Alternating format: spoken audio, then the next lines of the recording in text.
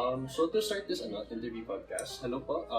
We are secondary education students from De La Salle University, and I'm Albert, followed by my group mates po, si Crisel and si Happy. And today we're interviewing Dr. Chakray Pascual for their work Mars My Zombie. So sir, pwede po introduce mo yourself, yung name po, yung pronouns, yung preferred pronouns, and yung mga ginagawa niyo pong works ngayon. Okay, ako si Chakray Pascual. Ako ay teacher sa UST ng Literature at Creative Writing.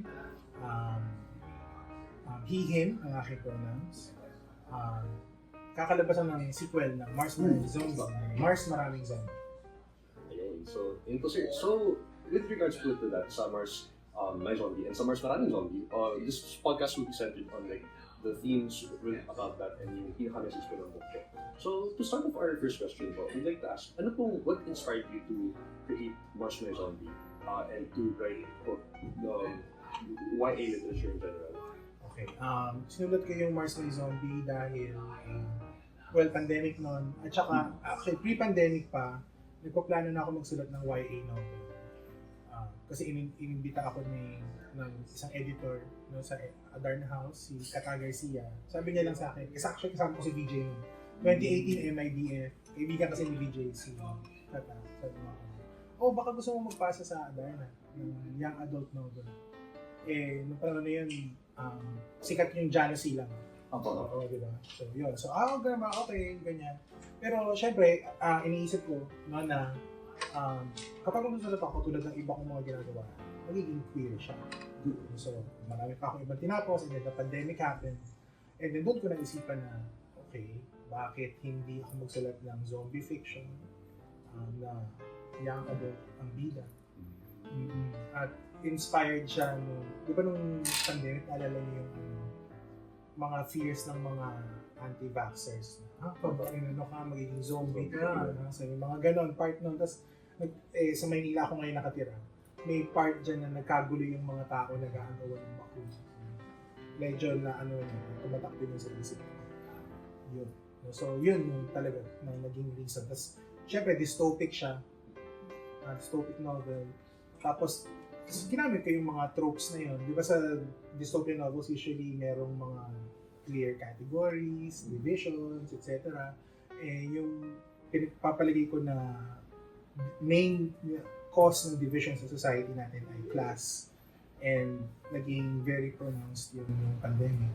So yun, nakapasok yun sa mga. So masasabi ko yung experience natin sa pandemic was similar to a zombie apocalypse story po. So I guess in a sense. Oo, in a way. Oo, parang gano'n. Parang yung klase ng worldview na makukuha mo kapag nasa ganun. Di ba sobrang unsure tayong lahat nun? Kailan ba ito matatapos? No? At ano pa mangyayari sa atin? So, ganun. And then you mentioned po sir na we had the class inequality and this was featured po throughout the Mars My Zombie with the red zones, the blue zones po. Yes. Pero would you also say na along with that, government inaction was another societal ill that you wanted to portray sa Oo Mars My naman, Zombie? definitely. Di ba? Parang sila yung invisible authority which made possible itong red zones and black zones, blue zones. Sila naman talaga. Oo. So how about you guys, Chris and Happy? Do you have any questions? Sir, so with that being said, I think writing maybe the zombie genre is very new to you. What about writing for young adults? Do you find it easier to write for young adults, and why po or why not?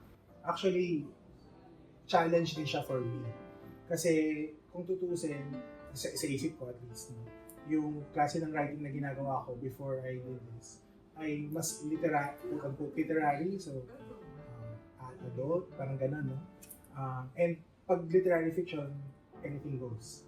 Diba kahit na pwede. Pero nag-experiment na rin kasi ako sa genre writing. In 2017 akong nawawala, so it's detective.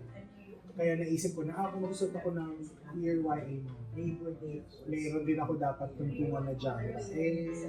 Nanonood ako ng mga zombie stuff. So, gagawin kong zombie, no? So, gano'n. Kaya siya naging gano'n. And kung mahirap siya, mahirap siya. Kasi una, first time ko. At pangalawa, mahirap siya kasi And then, marami kasi, second time siya technically. Pero parang mahirap siya kasi yung novel ay inaaral ko pa rin as a form.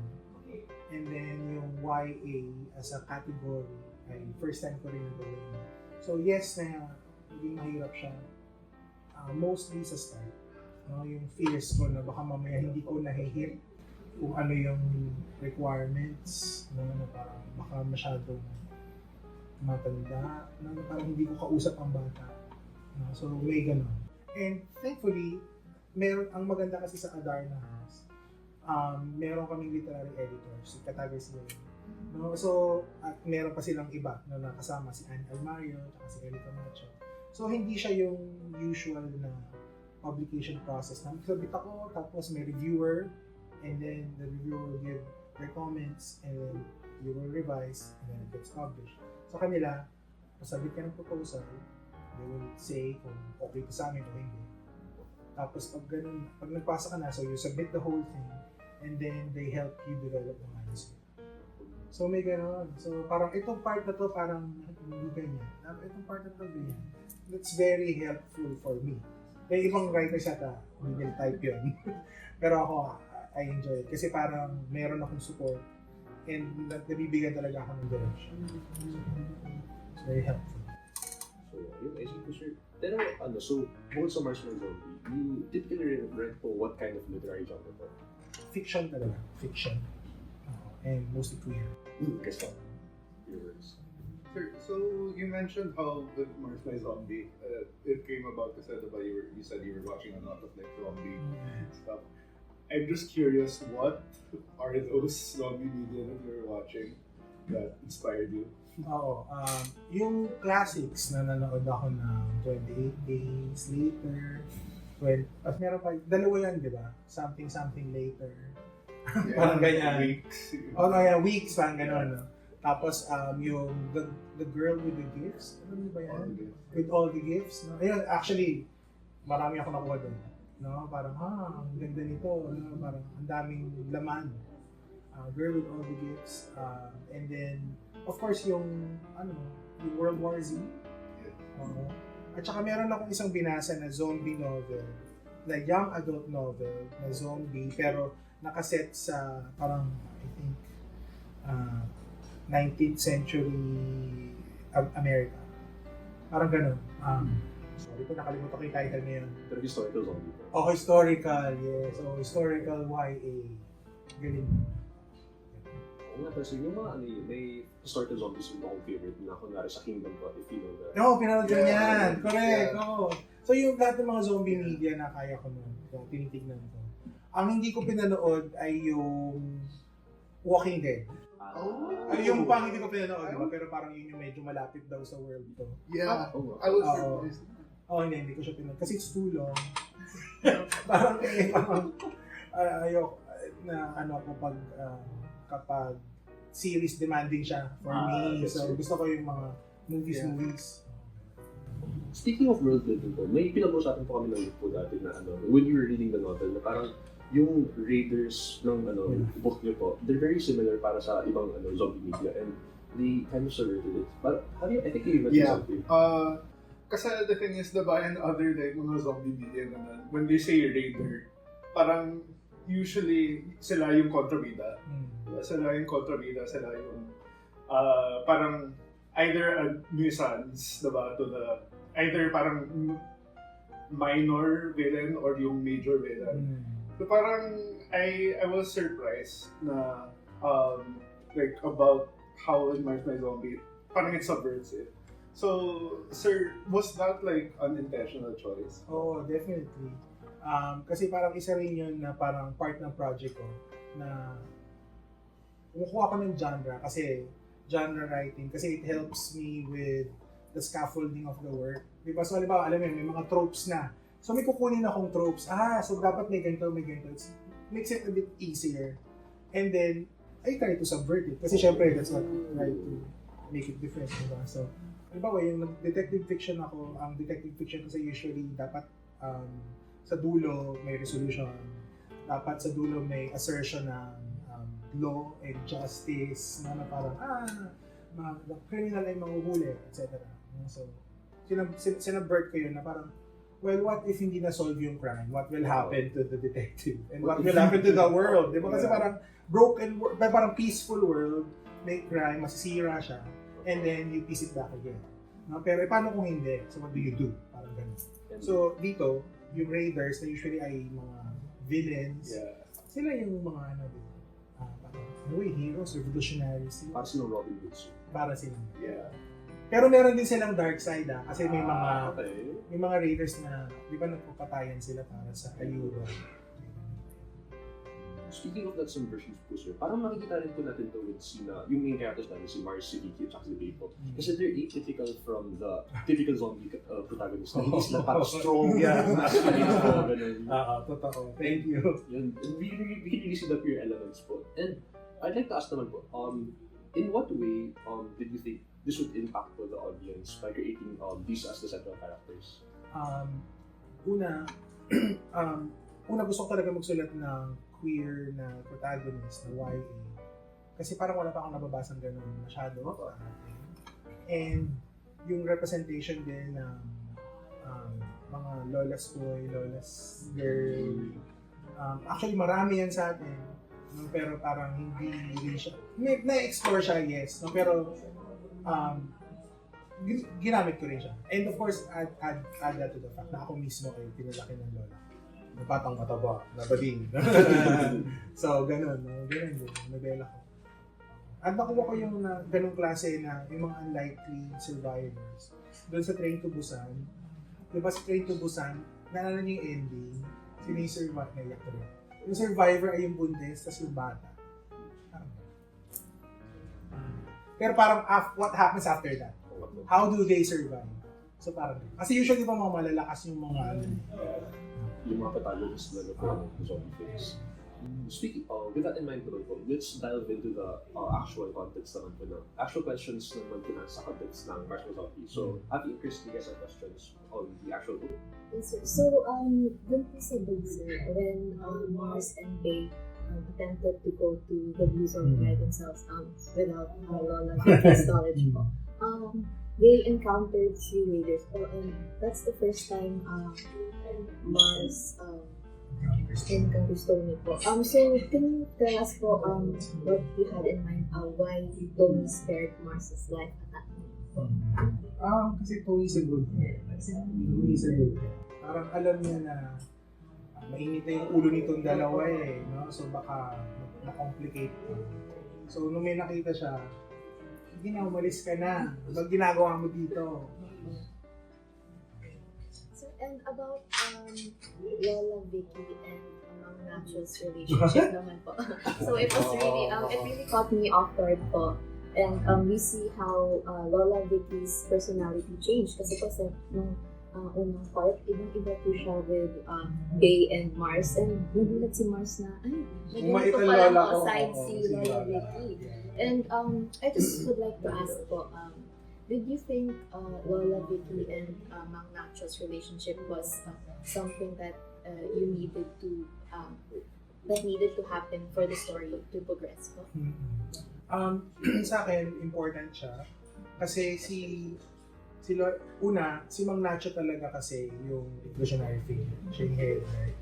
And ang project ko rin talaga in this novel and the next ay hindi talaga kailangan ng hero. Parang, at saka sina Mars, lagi silang incidental doon sa revolution. So parang, the revolution would still have happened kahit wala sila doon. Pero paano sila kakabit doon? No? So, makikilala. Turns out, ito pala yung jowa ng lola nila ay yung head. No? Siya pala yung parang Bonifacio figure. Parang ganon. And gusto ko rin na yung pagtingin ng kabataan sa mga matatanda. Kasi kung minsan, di ba sa children na yung adult, para i-assert yung agency ng bata. There is a tendency sometimes to make the authority figure oppressive. Di ba? Di ba? Halimbawa yung Matilda. Di ba? O yung mga ganyan. So, yung mga evil parents sa Coraline. Yung mga ganyan. Pero dito si Lola, parang Oo, may pagka-oppressive siya, di ba? Kasi binabody shade niya si Mars all the time, di ba? Pero that's, Yung pang-insulto niya sa... di ba, taba-taba mo. Opo. Tapos parang nagsisinungaling pala siya sa apo niya. No? Pero ano, parang may humanity rin si Lola. It comes from a place of love. Oo, laging ganun. At saka, when it comes to the jokes, if I may just mention, kasi nandun pa rin siya sa second book. Ang point ko kasi is, well, may mga zombies na nga, di ba? Why can we not make fun of themselves? Medyo may gano'n. Parang gano'n yung humor nila. Meron akong isang joke na tinanong ko talaga sa mga Adarna editors. I'll spoil it. It's a joke lang naman ni Bay. Joke ni Bay, sabi niya na parang may inupuntahan silang doon. Parang lupa. Ano ba yan? Amoy lupa? Sabi ng isang character. Sabi ni Bay, Lola, amoy lupa daw eh. Tapos sabi nila, pag hindi ka tumigil, ikaw ibabaw ko sa lupa. So, yung ganong exchange. So, parang, normally di natin, bastos kang bata ka, ba't mo sasabihin? Pero kasi nga, iba na yung situation eh. Parang, mamamatay na tayo anytime. Hindi ba tayo pwedeng mag-joke? Parang gano'n. So, medyo dark yung humor. Tinanong ko talaga yung pwede ba yan or makakancel tayo. Sabi nila, hindi okay lang. Okay, I think it highlights the juxtaposition. Imbis na puro dark look yung story, as you mentioned, like, there's still some light elements. Yeah. Oh, and very deliberate yun kasi my God, pandemic. Baka di ba? So, and yung capacity rin natin ng mga Pilipino na we can find something humorous even during the darkest of times. Kung minsan, a good thing, sometimes it's a bad thing. Kasi isa kahit hindi ka na dapat tumatawa. May ganun. It really highlights yung culture natin sa text talaga. Thank you. Sir, so moving on to something darker. Sa end po ng Mars, may zombie. When the group finally arrived dun sa border or boundary ng Black Zone and Blue Zone, syempre po, while they were waiting for the other members from the other camps po to arrive, unfortunately, nabigla po sila sa atake ng zombie horde. And unfortunately, namatay po si Ariel, si Ariel po. So, I want to ask him po, was Ariel's death planned from the start, or did it emerge naturally po during your writing process? Isa yan sa mga, nagbago during the revision process. Kasi originally, I wanted to make all of them alive. Pero parang hindi, dapat hindi mo. Oo, kasi parang that's part of the journey. And originally rin, I wanted to kill Lola. Sorry po. Oo, buti na hindi natuloy. Kasi nga siya, parang iniisip ko, kasi iniisip ko nung isang book lang eh. So, one of them. Pero parang nung sinusulat ko na, hindi, parang masyado ng lolobo. So, kailangan ko na so, hindi ko pwede gusto ko patayin si Lola the way na namatay si Dumbledore for Harry to be his own man. Diba? Kasi otherwise, lagi kang professor. Pero, hindi ko pinatay si Lola. Si Ariel na lang. Pero may throwback pa rin kay Ariel. And of course, may mga. Oo. It's something to look forward to. Ayun naman po sir, may question naman po ako. So, in the story, it mentions na si Day, po, specifically si Day, palagi po siya pumupunta sa may lugar na mahalog, red na car. Yeah. So, I feel like this is alluding to something more explicit. Pero, why was it in such a roundabout way po in the novel? Kasi di ba si Lola, neat freak. Apo. Kaya paano mag-survive ang neat freak sa zombie apocalypse? Yun yung joke. Paano ba siya survive? So, nahanap sila ng banyo. Apo. Tapos, motif lagi yung, sorry po, yung shit, may tae sa novela. So, parang, it will make sense in the second book. Yung tae. Right. It will make sense. Kasi, nag-open, di ba, na dumudumi si Mars. And then, parang merong higanteng pile of na nandun, na parang hindi nila masyadong binabanggit kasi nga si Lola. At saka parang ano rin yun, parang nag-allude din ako sa pagiging ano natin. Hindi natin masabi kung ano yung mga bagay na diba, so parang, like, ang joke lang, yung alam ko kung ginagawa mo doon, alam ko. Ganun. So merong mas malaking ganon sa second grade. So more things to look forward talaga. Oo, parang ganon. Set up siya. And I have another question naman po, sir. So, sa part naman, towards the end, nung si Tony, ni-reveal na po sa mga nagrarally ko sa labas ng Blue Zone, na hindi na po nag-helmet yung mga soldiers. Yeah. So, is this like parang a metaphor to the face mask na some people are still wearing face masks and face shields kasi it's a way for the government to capitalize on them, whereas others na po alam na nabakunahan na sila. Yes, hindi. Oo. So, what other metaphors can we see throughout the story po, apart from that? Ganun doon. Una, well, of course, tama yun, no? Yung parang yung helmet, no? And of course, yung militarization ng government, na parang sa halip na health workers, mga sundalo, di ba? Can you imagine, di ba, nung pandemic talaga, so merong problema tayo, no? Tapos sundalo ang makikita ko sa labas. Parang, bakit kaya ganun? Bakit ganun? Oo. So, parang ganun din yun. Tapos, of course, si Tony ay nandun din, tapos parang nagustuhan siya ni Marcel. Meron din, parang ano rin yan, parang nagpi-play din doon sa, sabi ko na yung tiger niya, na yung ACAB, di ba, All Cops Are Bastards.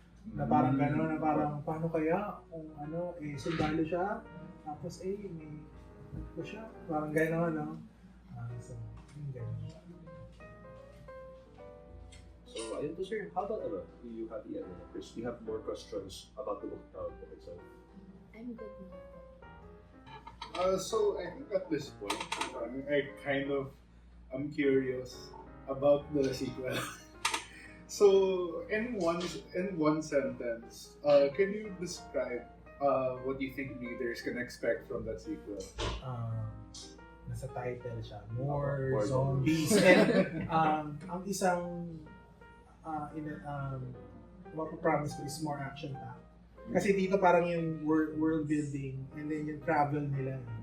Parang siyang yung book 7 ng Harry. Wala naman silang ginawa kalahati ng libro kung hindi nandun sa forest. Oh, Hermione! Medyo may ganun na journey yun. Kasi nga, hindi naman pwede na journey and then revolution and then you win. Meron din siyang play, sorry hindi na to one sentence. Parang yung revolution din naman natin ay hindi rin siya isang ganun lang. No, kaya nga meron tayong concept ng unfinished revolution. So, yun. Siguro yan yung clue. So, merong unfinished revolution, what do they do next? Diba 1896 revolution. Finally, okay, kasi, maraming mga writers ngayon, like, young writers that are into writing YA literature. So, do you have any advice for those young writers who are looking to get into YA literature? Alam mo, meron pa rin, meron pa rin akong konting insecurity about being labeled as a YA writer. Pero ang advice ko ay usually, katulad din ng advice sa kahit na sino na gustong magsulat. Kung meron kang gustong sulatin, isang genre, read a lot in that genre. Basahin mo rin. Pero also read around that genre. Kasi alam mo, gusto kong magsulat ng YA, pero hindi naman din puro YA lang nila. Nagbasa din ako ng zombie stuff, nagbasa din ako ng iba pa. So ito ko sa mga halaman. Hindi ko alam kung paano magsisip yan, pero parang nagpabasa rin ako. Na I think ay lahat ay pupunta doon. And also, maganda na decision na magsulat ng YA kasi isa yan sa gaps sa literature natin na ina-address ng Adarna. Konti din lang. So, dapat mas marami pa. May bago ngayon, nakita nyo na ba? Kasabay ng Mars Maraming Zombie. Ano ba yung title nito? Basta, steampunk novel siya. Set in the Philippines. Yun po ba yung kay Kay, Joel, yeah, Biology, oo, Robotics. yeah. Na parang mechanical alimasag, parang ganun. So, So, okay din yun, di ba? So, marami tayong pwedeng gawin. Marami pa tayong pwedeng gawin. So thank you po sir for taking the time for this interview and for giving all of these valuable insights po. So ayun, that concludes our interview podcast. Thank you. Thank you. Thank you.